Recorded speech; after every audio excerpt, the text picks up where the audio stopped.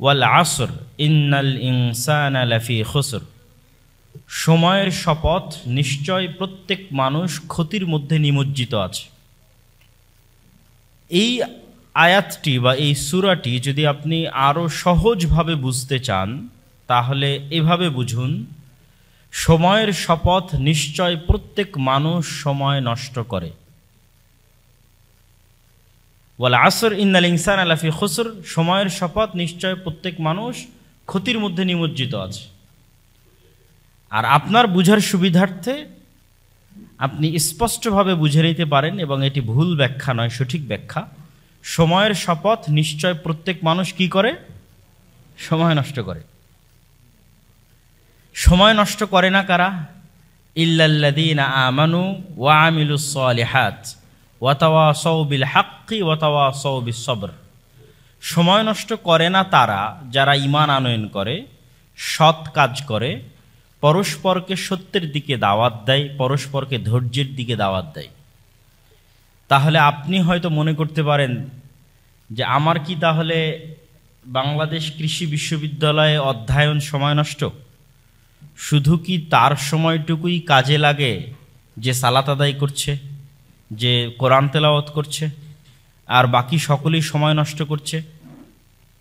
আল্লাহ সুবহানাহু তাআলা এমন শব্দ ব্যবহার করেছেন যা খুবই ব্যাপক, যে সৎ আমল করে। আল্লাহ সুবহানাহু তাআলা যদি শুধু সালাত, সিয়াম, হজ, যাকাতকে বুঝাতেন তাহলে তিনি বলতে পারতেন যে অত্যাধিক আমল করে। আপনি কোরআনে কোথাও পাবেন না যে আল্লাহ সুবহানাহু তাআলা জান্নাতে যাওয়ার জন্য অত্যাধিক আমলকে শর্তযুক্ত করেছেন। প্রত্যেক জায়গায় আল্লাহ সুবহানাহু তাআলা শর্তযুক্ত করেছেন সৎ আমলকে। তো সৎ কাজ কোনটা? তো সৎ কাজ অত্যন্ত ব্যাপক। আপনি যদি বাংলাদেশ কৃষি বিশ্ববিদ্যালয়ে সততার সাথে পড়াশোনা করেন, এটিও সৎ কাজ। সততার সাথে শিক্ষকতা করেন, এটিও সৎ কাজ। বিষয়টা নির্ভর করবে আপনার নিয়তের উপর, বিষয়টা নির্ভর করবে আপনার কাজের সততার উপর। আপনি কি নিয়তে পড়াশোনা করছেন এবং আপনি সৎভাবে পড়াশোনা করছেন কিনা, কি নিয়তে শিক্ষকতা করছেন, সৎভাবে করছেন কিনা। আপনি ব্যবসা করলে কি নিয়তে করছেন, সৎভাবে করছেন কিনা। একজন ব্যবসায়ী ব্যবসা করছে, সে অনেক টাকা ইনকাম করার পর দুবাইয়ে গিয়ে বাড়ি কিনবে, তারপরে যত অশ্লীলতা, নেশাদার দ্রব্য আছে পৃথিবীতে, আরাম এবং আয়েশের অবৈধভাবে যত মাধ্যম আছে, সবগুলো থেকে সে এন্টারটেইনমেন্ট, বিনোদন গ্রহণ করবে। এটি হচ্ছে তার ব্যবসা বা অত্যাধিক টাকা ইনকামের নিয়ত। তাহলে অবশ্যই সে কি করছে? ইন্নাল ইনসানা লাফি খুসর, প্রত্যেক মানুষ সময় নষ্ট করতেছে, সে আসলে সময় নষ্ট করতেছে।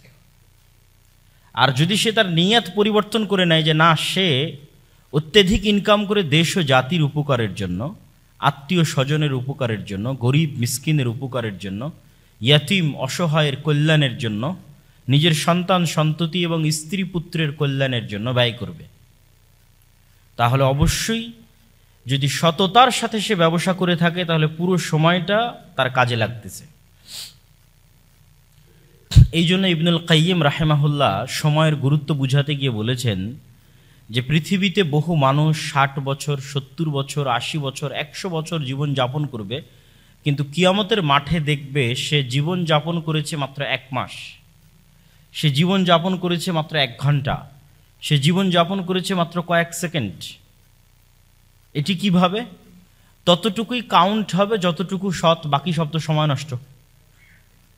ফলত সে বেঁচেছে 60 বছর, জীবন যাপন করেছে 100 বছর, কিন্তু প্রকৃত অর্থে সে বেঁচে ছিল, পৃথিবীতে জীবন যাপন করেছিল মাত্র 1 মাস।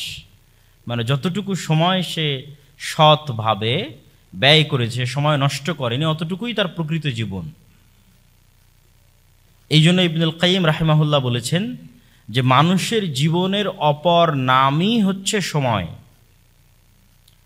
মানুষ পৃথিবীতে কোনো স্থানে বসবাস করে না, বরং সময়ের মধ্যে বসবাস করে।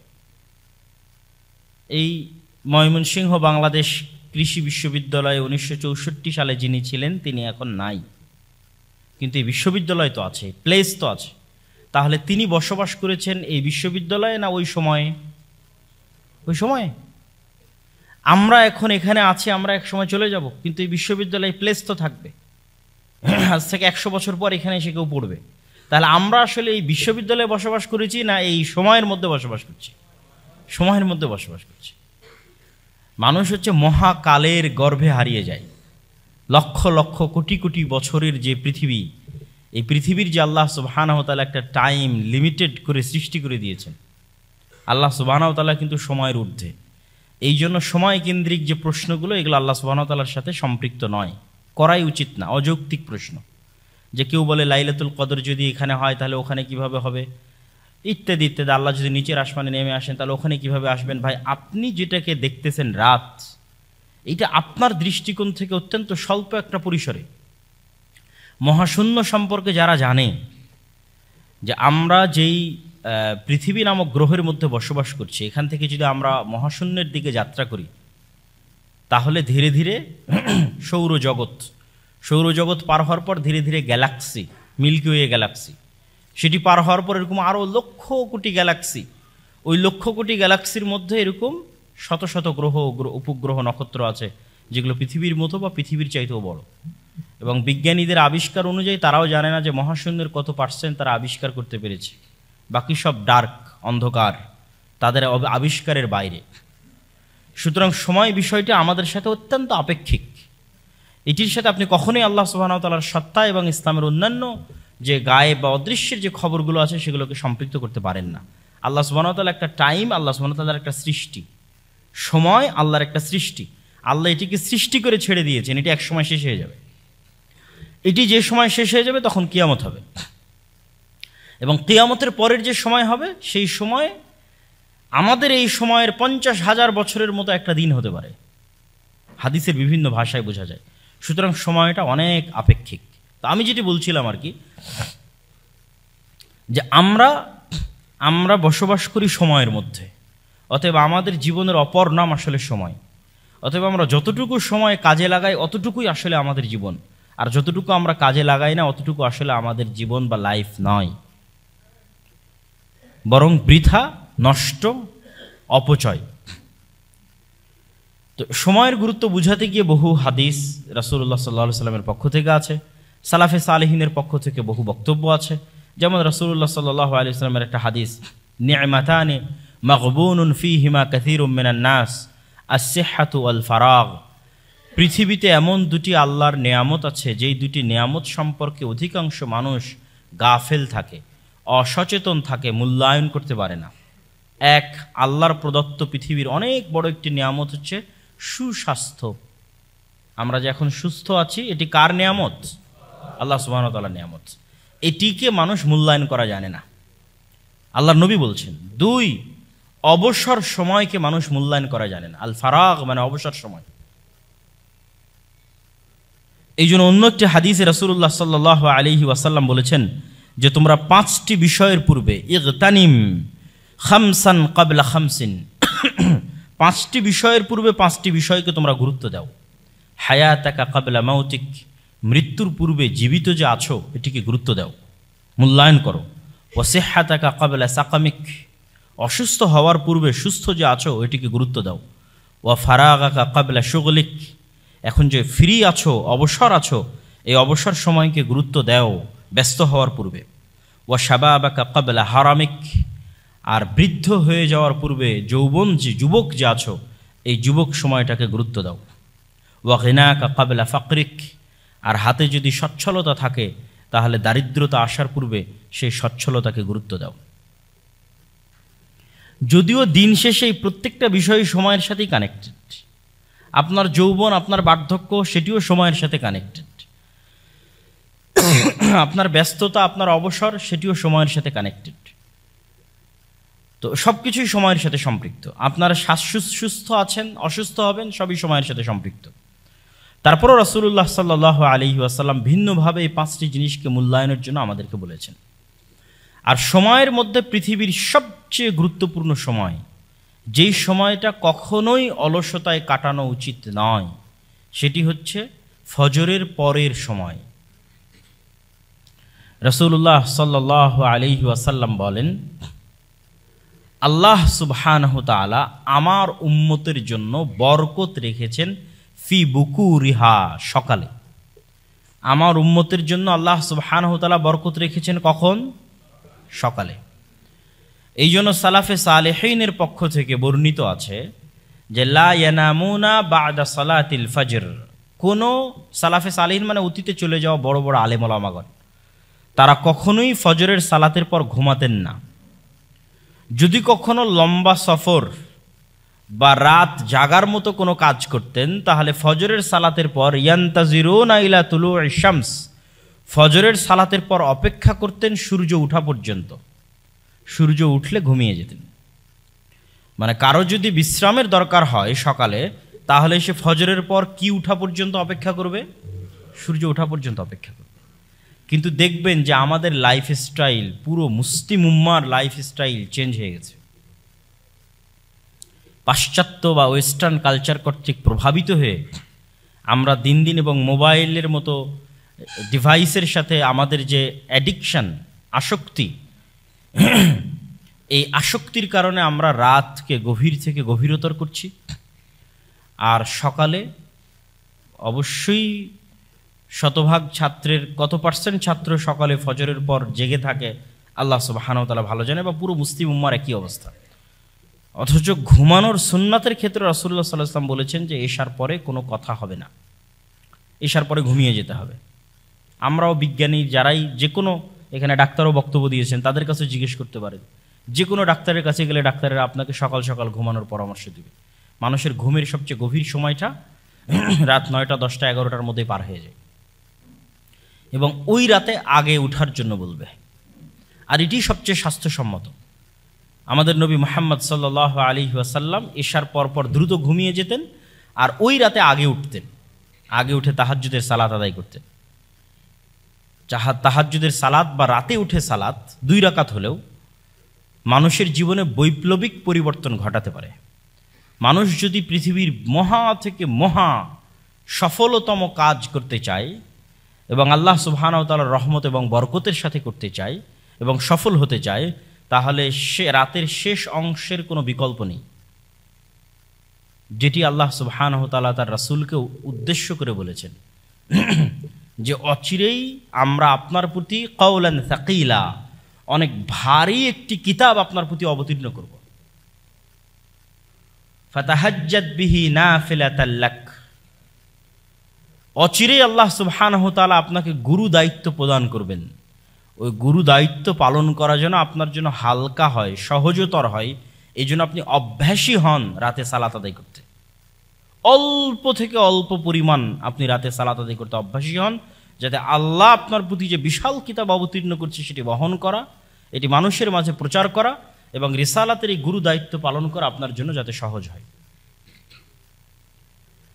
এবং বর্তমান পৃথিবীতেও যারা সাকসেসফুল, সফল মানুষ আছে, তাদের অধিকাংশের 90% অধিকাংশের আপনি ঘুম থেকে উঠার ডাটা যদি চেক করেন গুগলে সার্চ দিয়ে, যে তারা কখন ঘুম থেকে উঠে, তাহলে আপনি দেখবেন যে বেশিরভাগ আপনাদের সেকুলার দৃষ্টিভঙ্গি অনুযায়ী যাদেরকে আমরা সাকসেসফুল মনে করছি, ইসলামিক পয়েন্ট অফ ভিউ থেকে নয়, সেকুলার পয়েন্ট অফ ভিউ থেকে যাদেরকে সাকসেসফুল মনে করছি দুনিয়াবী জীবনে, তারাও তাদের রুটিনে সকালে উঠাকে গুরুত্ব দেয়। তারা সালাত আদায় করুক অথবা না করুক, ভোর 5টা, ভোর 6টা, যে যত দ্রুত সম্ভব উঠার চেষ্টা করে। আর অস্ট্রেলিয়াতে এটা সম্পূর্ণ জাতিগত কালচার, যে অস্ট্রেলিয়ানরা জাতিগতভাবে দ্রুত ঘুমাতে যায়, জাতিগতভাবে দ্রুত সকালে উঠে। আপনি যে কোনো অস্ট্রেলিয়ার প্রবাসীকে আমার এই কথা কল দিয়ে, ফোন দিয়ে জিজ্ঞেস করে যাচাই করতে পারেন যে অস্ট্রেলিয়ানরা জাতিগতভাবে দ্রুত ঘুমাবে, 10টা 11টার মধ্যে ঘুমিয়ে যাবে, আর সকাল 4টা 5টা 6টার মধ্যে উঠবে। সম্মানিত উপস্থিতি, তো আমাদের প্রোডাক্টিভিটি, আমাদের ইয়াং জেনারেশনের প্রোডাক্টিভিটি নষ্ট হচ্ছে কেন? সময়কে সঠিকভাবে কাজে লাগাতে না পারার কারণে। আর এই প্রোডাক্টিভিটি নষ্ট হওয়ার ফলে, যেমন রাসূলুল্লাহ সাল্লাল্লাহু আলাইহি ওয়াসাল্লামের যে হাদিসগুলো, ফজরের সালাত কেন্দ্রিক যে হাদিসগুলো আছে, সেই হাদিসগুলো যদি পড়েন, তাহলে আপনি প্রোডাক্টিভিটির একটা একটা কিছু হলেও আলামত সে হাদিসগুলোতে পাবেন, যে ব্যক্তি ফজরে উঠলো না, ঘুমিয়ে থাকলো, বেশি দেরি করে উঠলো, তার সকাল হবে শয়তানের সাথে, এবং তার সকাল হবে শরীরে একটা ম্যাজ বা দুর্বল ভাব, আপনাদের আঞ্চলিক ভাষায় কি বলে, যে শরীরটা কোনো কাজের জন্য তখন অতটা প্রোডাক্টিভ থাকবে না, মন মানসিকতা কোনো কাজের জন্য প্রস্তুত থাকবে না, বরং সারাদিন একটা অলসতা কাজ করবে শরীরের মধ্যে, সারাদিন একটা ঘুম ঘুম ভাব কাজ করবে শরীরের মধ্যে, ফলত অটোমেটিক আপনার প্রোডাক্টিভিটি ডাউন হয়ে যাবে। কিন্তু আপনি যদি ফজরে উঠেন, অজু করেন, সালাত আদায় করেন, একটু ব্যায়াম করেন, এক্সারসাইজ করেন, একটু কোরআন তেলাওয়াত করেন, তাহলে আপনি পৃথিবীর যে পেশাতেই থাকেন, যে পেশায় থাকেন, as a student, as a teacher, businessman, যে কোনো পেশা, সেই পেশায় আপনি অবশ্যই অন্য আর 10 জন যারা আপনার প্রতিযোগী আছে তাদের চাইতে আপনি এগিয়ে থাকবেন, শতভাগ এগিয়ে থাকবেন। সে যদি কৃষক হয় তবুও অন্য কৃষকদের চাইতে এগিয়ে থাকবে যদি সে সকাল সকাল উঠে কাজ শুরু করে। এবং স্টুডেন্টরা তাদের লাইফে এটি পরীক্ষা করে দেখতে পারে যে যেই দিন আপনি ফজরকে কাজে লাগাবেন, সকালকে কাজে লাগাবেন, সেই দিন দেখবেন যে আপনার সারাদিনের সকল কাজ মনে হবে জোহরের আগেই শেষ হয়ে গেছে। বিশেষ করে ছুটির দিনগুলোতে যদি আপনি পরীক্ষা করে দেখেন যে আজকে অনেক কাজ হাতে নিয়ে আপনি বসেছেন পড়ার টেবিলে, দেখবেন ফজরের সময় বা ফজরের আগে উঠে বসেছেন, দেখবেন জোহর হতে হতে এত বেশি পরিমাণ আপনার পড়া হয়ে গেছে, এত বেশি পরিমাণ কাজ শেষ হয়ে গেছে, যেটি আপনি ভোর 10টায় বা 11টায় বা 9টা 10টায় উঠে শুরু করলে রাত 12টা 1টা পর্যন্ত করেও শেষ করতে পারতেন না, সেটি ওই দিন জোহরের আগেই শেষ হয়ে গেছে। এটি যে কেউ তার নিজ নিজ লাইফে পরীক্ষা করতে পারেন। সম্মানিত উপস্থিতি, তাহলে আমাদের সময়ের গুরুত্ব শীর্ষক এই সংক্ষিপ্ত আলোচনার যে সামারি বা সারমর্ম যদি আমরা দাঁড় করাই, সেটি হচ্ছে আমাদের জীবনের অপর নাম সময়। প্রত্যেক মানুষ সময় নষ্ট করে, তবে তারাই সময় নষ্ট করে না যারা এই সময়কে কাজে লাগায়, এবং কিয়ামতের মাঠে কাজে লাগানো সৎ আমল যারা করবে ততটুকুই কাউন্ট হবে, সেটি 1 মাস, 1 বছর, 2 বছর হতে পারে। সুতরাং আমরা কতটুকু কাজে লাগাচ্ছি, আমাদের সময়কে কতটুকু প্রোডাক্টিভ ওয়েতে ইউজ করতেছি, সেটি আমাদের উপর আল্লাহ সুবহানাহু ওয়া তাআলার পক্ষ থেকে অনেক বড় একটি আমানত, জিম্মেদারি এবং দায়িত্ব। আমাদের বহু সালাফে সালেহিন সময়কে গুরুত্ব দিয়েছেন, গুরুত্ব দেওয়ার কারণে তারা সময়ে বরকত পেয়েছেন। সময়ের বরকত কিন্তু ভিন্ন জিনিস। যেমন ইমাম তবারি, একজনের নাম বলি, ইমাম তবারি রাহেমাহুল্লাহ, যার তাফসিরে তাবারি আছে, যার তারিখ তাবারি আছে, তার যত লিখিত গ্রন্থ আছে আপনি যদি এখন জমা করেন তো আপনার ব্রেন এটা ধরবে না, যে ব্রেন কাজ করবে না যে ওনার লাইফকে যদি আপনি ওনার বইয়ের পাতা অনুযায়ী ভাগ দেন, একদম জন্মের পর থেকে ধরেও যদি উনি যত পৃষ্ঠা লিখেছে অত পৃষ্ঠাকে ওনার লাইফের প্রতিটা দিন অনুযায়ী ভাগ দেন, তবুও দিনে যত পৃষ্ঠা পড়ে মানুষ সকল কাজ বাদ দিয়ে, খাওয়া দাওয়া, নামাজ কালাম সব কিছু বাদ দিয়েও যদি লেখে তবুও লিখতে পারবে না। এটা একজন ইমামের নাম বললাম, তার বই প্রকাশ করা একক একজন লাইব্রেরির পক্ষেও হিমশিম খেতে হবে, যে তার সকল বই একক একজন লাইব্রেরির মালিক প্রকাশ করবে। 300 থেকে 350 বইয়ের লেখক তিনি। তাহলে কিভাবে তিনি সময়কে কাজে লাগাতেন, তার সময় কিভাবে কাজে লাগতো, কিভাবে তিনি সময়ের বরকত পেয়েছেন। আমাদের নবী মুহাম্মদ সাল্লাল্লাহু আলাইহি ওয়াসাল্লাম তার 23 বছরের জীবনে কিন্তু পরিপূর্ণ বরকতে পরিপূর্ণ। পৃথিবীর ইতিহাসে এত অল্প সময়ের মধ্যে এত বিশাল বিপ্লব কেউ সাধিত করতে পারেনি, এবং এত প্রভাব বিস্তারকারী বিপ্লব যে পৃথিবীতে এত দীর্ঘকালব্যাপী এতটা প্রভাব ধরে রাখবে, অথচ মাত্র সময় মাত্র 23 বছর। তো সময়ের বরকত সম্পূর্ণরূপে ভিন্ন জিনিস। এই সময়ের বরকতটা পেতে হলে আপনাকে টাইম ম্যানেজমেন্ট করা শিখতে হবে। আর টাইম ম্যানেজমেন্টের জন্য 5 ওয়াক্ত সালাতের বিকল্প পৃথিবীতে নাই।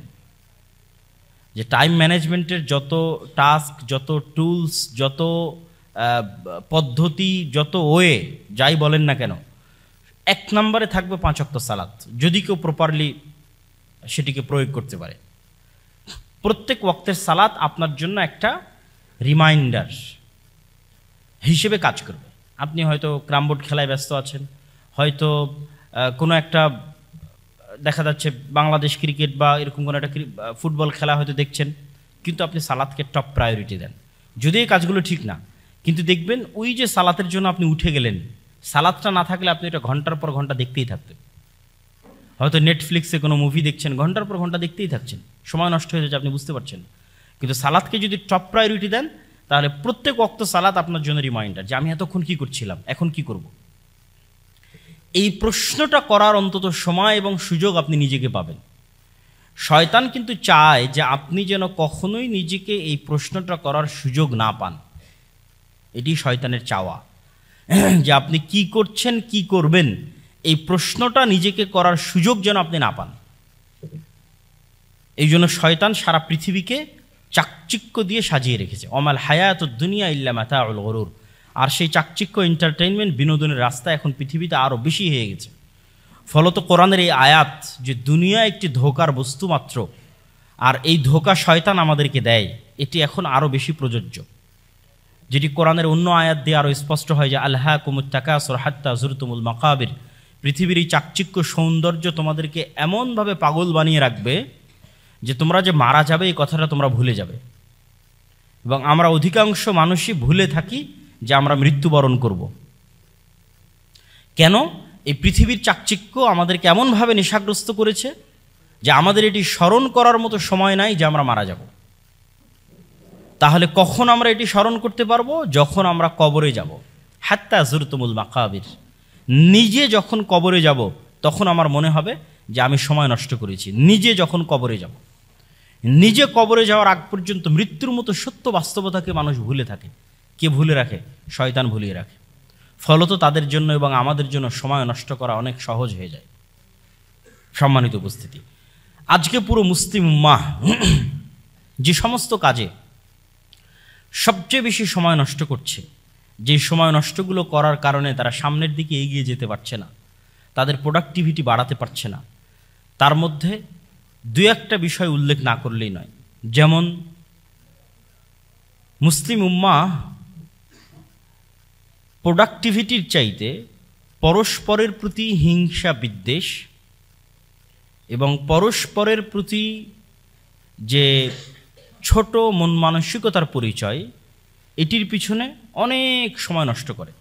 ব্যাকবাইটিং, গিবত, আড্ডা, আলোচনা, গালিগালাজ, বিশেষ করে গণতান্ত্রিক রাজনীতির কারণে মুসলিম উম্মার মধ্যে এই স্বভাবটি ব্যাপকভাবে ভাইরাসের মতো ছড়িয়ে পড়েছে এবং এটিতেই আমরা সবচেয়ে বেশি সময় নষ্ট করি। আমরা এক জায়গায় একত্রিত হলে আমাদের মধ্যে কখনোই প্রোডাক্টিভ কোনো বিষয় নিয়ে আলোচনা হয় না, জ্ঞান কেন্দ্রিক কোনো বিষয় নিয়ে আলোচনা হয় না। শুধু সেকুলার নয়, যারা মুসলিম প্র্যাকটিসিং তাদের মধ্যেও যখন তারা একত্রিত হয় তখন তারা কোরআনের একটা আয়াত নিয়ে আলোচনা করবে, হাদিসের একটা অনুবাদ নিয়ে আলোচনা করবে, তাফসির নিয়ে আলোচনা করবে না। আজকে কি বলল, কার বিরুদ্ধে কে কোথায় কি লিখলো, বাস এগুলো নিয়ে আলোচনা এবং এগুলোর পিছনে সময় নষ্ট। ফলত প্রকৃত কাজে সে কখনোই মনোযোগ দিতে পারে না, জাতি গঠনমূলক কাজে সে কখনোই কোনো ভূমিকা রাখতে পারে না। এবং মুসলিমদের পিছিয়ে থাকার অন্যতম একটি বড় কারণ হচ্ছে এই অন্তর্দ্বন্দ্ব, অন্তর্কলহ, পারস্পরিক হিংসা এবং বিদ্বেষ। এটি থেকে আমাদের বেরিয়ে আসতে হবে এবং আমাদের মাথায় রাখতে হবে আমি যে কাজটা করছি এই কাজটা আমার কি উপকারী দিবে, আমার দেশ ও জাতির কি উপকারী দিবে, আমার উম্মাহ মুসলিম উম্মার কি উপকারী দিবে, দিন শেষে কি ভ্যালু অ্যাড করবে, আমার নিজস্ব পার্সোনাল ক্যারিয়ারে কি ভ্যালু অ্যাড করবে, অথবা আমার দেশ, জাতি, আমার ইউনিভার্সিটি, আমার প্রতিষ্ঠান, আমার মুসলিম জাতির ক্যারিয়ারে কি ভ্যালু অ্যাড করবে আমার এই কাজটা। তখন আপনি বুঝতে পারবেন আপনি অনর্থক সময় নষ্ট করছেন না আসলেই প্রকৃত কোনো কাজ করতেছেন। আর মুসলিম উম্মাহ সবচেয়ে বেশি যেই বিষয়টিকে কম গুরুত্ব দিয়ে থাকে আর যেটিকে বেশি গুরুত্ব দেওয়া উচিত সেটি হচ্ছে জ্ঞানার্জন, পড়া, অধ্যয়ন। আমি ইউকেতে প্রায় 1 বছর ছিলাম। সেখানে যখনই যে কোনো দিন যে কোনো বাস, ট্রেন, পার্ক, যেখানেই যাই না কেন সেখানে কাউকে না কাউকে আপনি দেখবেন বই হাতে আছে এবং বই পড়তেছে। জাতিগত অভ্যাস বই পড়া, এবং তাদের দেখে আমি নিজে অনুপ্রাণিত হতাম যে আমাকেও পড়া উচিত। সফরে বের হয়েছি তো কি হয়েছে, আমার হাতেও একটা বই থাকা উচিত। এবং অনেক বই আমি ওই ইউকেতে থাকা অবস্থায় গাড়িতে, ট্রেনে, বিমানে পড়তে পড়তে শেষ করেছি। কিন্তু বাংলাদেশে আসার পর বাংলাদেশে এখন পর্যন্ত কোথাও চোখে পড়েনি যে আরেকটা মানুষ বই পড়তেছে। ফলত আমার মধ্যে থেকেও স্বভাবটা হারিয়ে গেছে, চলে গেছে। তাহলে মুসলিমরা কি পরিমাণ ওই ধরনের ফাউল কাজে সময় নষ্ট করে, যে কাজের আসলে দিন শেষে কোনো উপকার নাই। জ্ঞান অর্জন তো প্রকৃত ইনভেস্টমেন্ট। আপনি বইয়ের একটা পৃষ্ঠা পড়ছেন, এটা আপনার পিছনে ইনভেস্টমেন্ট, প্রকৃত ইনভেস্টমেন্ট। কেউ বই পড়া ছাড়া জীবনে বড় হতে পারেনি, হওয়া সম্ভব নয়। যেটি আমাদের অতীতের এক বক্তা বলে গেলেন যে আমাদের কোরআন শুরুই হয়েছে ইকরা, পড়ো, পড়া দিয়ে শুরু হয়েছে। এবং মুসলিমরা একসময় জ্ঞান বিজ্ঞানের শীর্ষস্থানে ছিল। অক্সফোর্ড বিশ্ববিদ্যালয় প্রতিষ্ঠা হওয়ার 500 বছর পূর্বেও স্পেনের কর্ডোভায় মুসলমানদের বিশ্ববিদ্যালয় ছিল, গবেষণাগার ছিল, জ্ঞান বিজ্ঞানের চর্চা ছিল। যারা স্পেনে যাওয়া, যাদের পক্ষে সম্ভব হবে, তারা গিয়ে দেখে আসতে পারেন। মুসলমানদের সেই ইতিহাস এবং ঐতিহ্যের চিহ্ন এবং আলামত এখনও থেকে গেছে। বাগদাদে বাইতুল হিকমার সেই লাইব্রেরি, জ্ঞান বিজ্ঞান চর্চার সেই লাইব্রেরি মুসলমানদের অতীত ঐতিহ্যের প্রমাণ বহন করে। কিন্তু মুসলমানেরা সেই জ্ঞান চর্চা হারিয়ে ফেলেছে এবং এমন সব অনর্থক কাজে লিপ্ত হয়েছে যেই প্রত্যেকটা কাজ সময় নষ্ট। বলে আসর ইন্নাল ইনসানা লাফি খুসর, যে প্রত্যেক মানুষ সময় নষ্ট করতেছে। আমরা মুসলিমরা এই যুগে সবচেয়ে বেশি সময় নষ্ট করতেছি, ফলত আমরা পৃথিবীতে সবচেয়ে পিছিয়ে। কিন্তু আমাদের অতীত সালাফে সালেহিন তারা সময় নষ্ট করেননি। এখন যারা জ্ঞান বিজ্ঞানে এগিয়ে আছে তাদের মধ্যে আর আমাদের মধ্যে একটা পার্থক্যের কারণে যারা এখন জ্ঞান বিজ্ঞানে এগিয়ে আছে তারা আমাদের জন্য কল্যাণকামী হতে পারছে না। কিন্তু মুসলিমরা যখন জ্ঞান বিজ্ঞানে এগিয়ে ছিল তখন তারা কল্যাণকামী ছিল। আপনি মুসলিমদের হিস্ট্রিতে কখনো পাবেন না যে কর্ডোভায় অথবা গ্রানাডায় অথবা বাগদাদে কখনো জ্ঞান জাত পাত কালার ভেদে বিতরণ করা হয়েছে, যে তুমি মুসলিম না সুতরাং তুমি জ্ঞান অর্জন করতে পারবে না, এটা পাবেন না। সেকেন্ড, আরেকটা জিনিস পাবেন না যে ঠিক আছে তুমি জ্ঞান অর্জন করতে চাও, টাকা দাও, এইটা পাবেন না। মুসলমানেরা জ্ঞানকে মনে করেছে সাদাকায়ে জারিয়া, আসলে এটি সাদাকায়ে জারিয়া। এই জন্য মুসলমানেরা সাদাকায়ে জারিয়ার মতো জ্ঞান বিতরণ করেছে। ইউরোপ থেকে জ্ঞান শিখে তারা ইউরোপকে উন্নত করেছে। এটি অবাস্তব কিছু না। স্পেনের সীমানা ফ্রান্সের সাথে কানেক্টেড। মুসলমানদের যে বিজয় অভিযান, সেই বিজয় অভিযান স্পেন এবং ফ্রান্সের মধ্যে সীমানা হিসেবে ব্যবহৃত হওয়া যে পাহাড়ের যে শ্রেণী আছে, পাহাড়ের যে পর্বতমালা আছে, সেই পর্যন্ত গিয়ে শেষ হয়ে গেছে। ওই পর্বতমালা পর্যন্ত মুসলমানেরা অভিযান নিয়ে গেছিল, কিন্তু শীতকাল হওয়ায়, বরফ আচ্ছাদিত অঞ্চল হওয়ায়, আর মুসলমানেরা শীতের সাথে ঠান্ডার সাথে পরিচিত না হওয়ায় সেই যুদ্ধে পরাজয় হয়। এই জন্য অদ্যবধি এখন পর্যন্ত যে সমস্ত অঞ্চলে শীত বেশি ওই সমস্ত অঞ্চলে মুসলমান কম। কেননা ইসলামের যেখানে উত্থান হয়েছে সেটি শীতপ্রবণ অঞ্চল ছিল না, গরম প্রবণ অঞ্চল। ফলত মুসলমানরা ওই সমস্ত জায়গায় দ্রুত বিজয় করতে পেরেছে যেগুলো তাদের আবহাওয়ার সাথে বেশি কানেক্টিং ছিল, তাদের আবহাওয়ার সাথে বেশি সুইটেবল ছিল, ওগুলোই তারা বেশি বিজয় করতে পেরেছে। তো ওই স্পেনের সীমানার সাথে ফ্রান্সের সীমানা কানেক্টেড। তো স্পেনে যখন মুসলমানেরা জ্ঞান বিজ্ঞানের কেন্দ্র, তখন শতভাগ ফ্রান্স ইতালি থেকে মানুষজন ওখানে এসেছে, এসে জ্ঞান শিখে গেছে। এটি ভূ রাজনৈতিকভাবেও প্রমাণিত। কিন্তু এখন যাদের কাছে জ্ঞান বিজ্ঞান আছে তারা বলতেছে তুমি শিখতে চাও, টাকা দিতে হবে। আপনি ইউরোপের একটা বিশ্ববিদ্যালয়ে 1 বছরের একটা মাস্টার্স কোর্স যদি স্কলারশিপ না পান, কত টাকা লাগে আপনার?